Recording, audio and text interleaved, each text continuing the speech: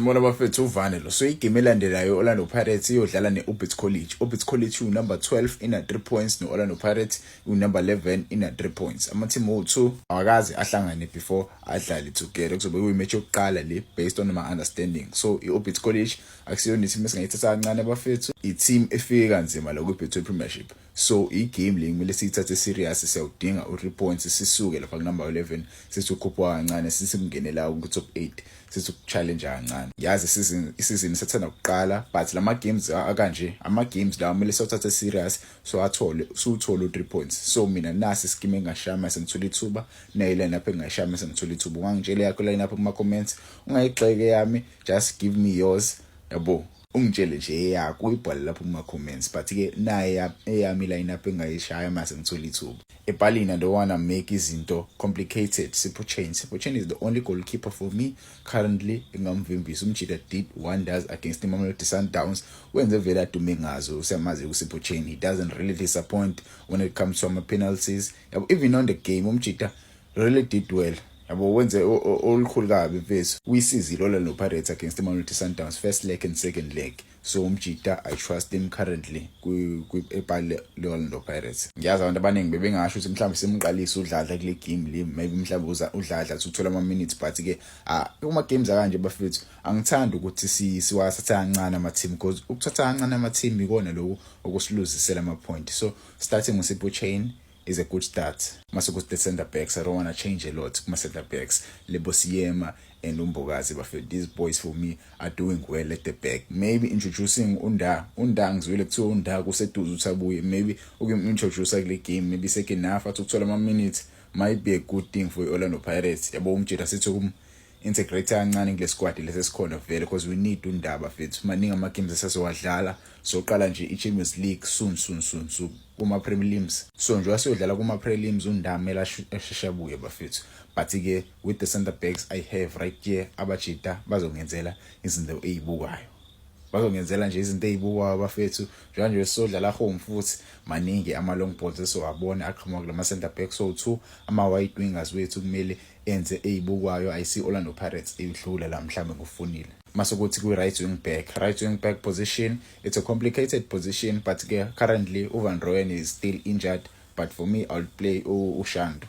Badile Shandu last game he did basic things fethu. Umjida wenzile umsebenzi wakhe against Mamelodi Sundowns ngosikhathi enikezwe ithuba, so I would vouch for him to play against the Ubits College.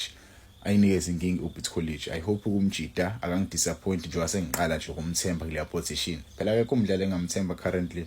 I don't think uMashiliyoni ngayiphutha itrust yami kuyena. He doesn't give me into engiyidingayo ku right wing back. Bandile Shandu, even though he's not my favorite player ku Orlando Pirates, but he does his job well. Masukuthi ku left wing back bafethu ngaqalisa lo mfana lo Nkosikhona Ndaba is a left wing back we bought from Richards BFC. The reason why ngimqalisa umjida, I'm not saying uDion Hotto kumele athi ukudla amaqhwa athi ukudla ama ice kancane kuma stands noma ibenchina. All I'm doing is ngizusa lo mjida lo game time because uma lo mjida singamboni edlala yini into ezosenza simthembe. Let's say kulimala uDion Hotto. Milimala uDion Hotto uzobona kanjani lo mjida lo ukuthi he is good to replace uDion Hotto.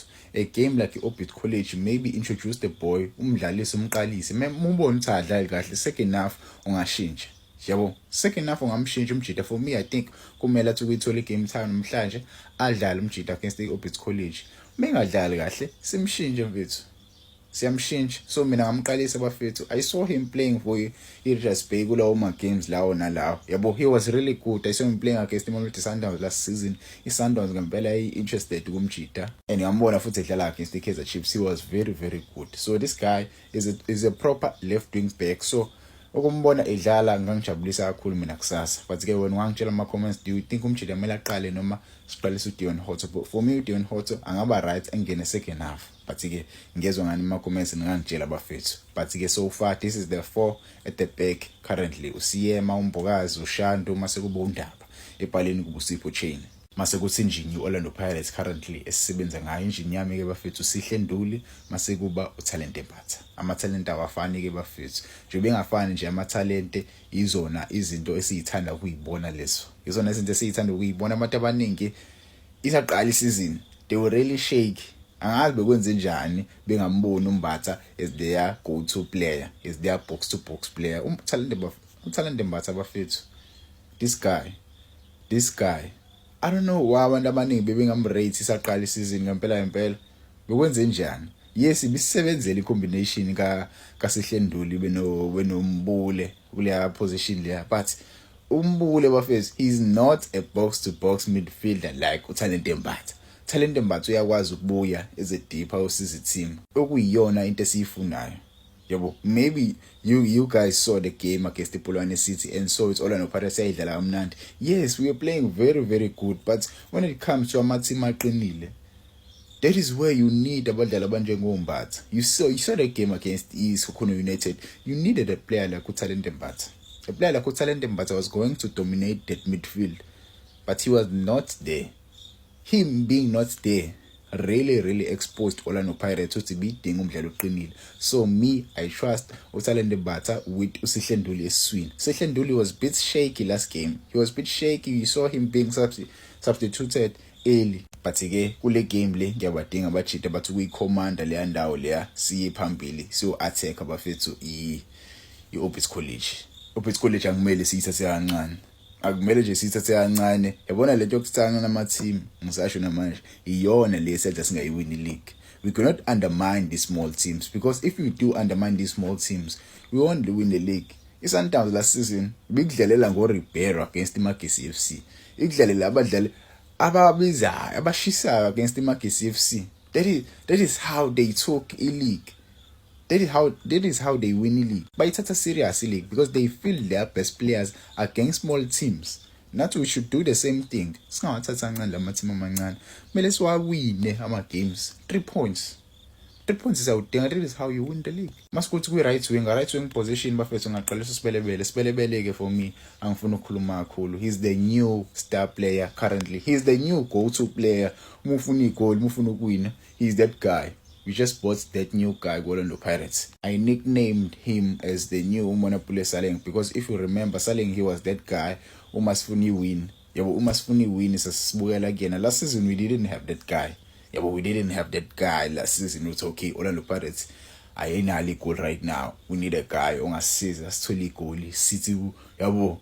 Sesingena umdlalo kanjalo last season. But again, now Sibelebele simthengile umjida ozosisiza ngempela. For me, right winger ngamfaka uSibelebele ayiqale le game le ayihluphe nje iObits College. Mase ukuthi lapha left winger angafaka Osuna Police. We must enforce Osuna Police adlale out of position bafethu. Osuna Police must play that left winger position that is good at.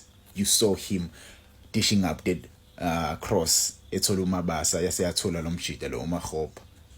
Unothi uMahopa yathola lo mjida lo uMabasa yaseyaya kuSibelebele. Yabo, uyakwazi ukudlala as a left winger mfethu Osuna Police. So play him as a left winger.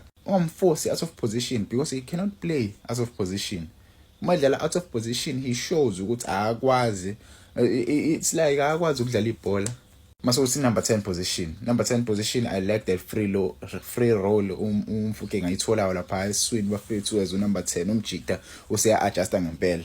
Yabo uyabona ukuthi izinto ziyabheda currently ku club. Number 10 position, Tito Maswanga is not doing well umjida. Yabo. So playing him as a number 10 was really instrumental for Orlando Pirates. You saw against the Mamelodi Sundowns when we dropped Utito ebenchini and Umfukeng, he was yabo. He was shifted to play that position. Sibelebele was brought up to play as a right winger. Osuna Police was brought to play as a left winger. So he was very crucial. He was playing very good in their position. So playing him as a number 10 against Obits College might do wonders for Orlando Pirates. Masekuthi number 9 wami bafethu phambili uMahopa. Yes, I know last game he didn't do well against the Mamelodi Sundowns. I think Mamelodi Sundowns made homework for Mahopa. They knew to Mahopa is that player for Orlando Pirates very crucial. Okwaziyo ukudismantle i-defense eMamelodi Sundowns. Yabo. So kule game le I don't think Obits College inayo homework. Uminayo maybe singamqalisha uMahopa. Maybe singamqalisha uMabasa. Yabo. Ngibena nje ne tough decision ngibeka umdlalo samdlalisa phambili, but ke for me I think uMahopa for umjidi uyakwazi ukudlala. Yabo ukudlalisa uMabasa sometimes it feels like siya short, but ngamdlalisa bafethu uma hopa front umjidi uyakwazi ukuyisiza team sikwazi ukuthola ibhola. Ungangitshela yakho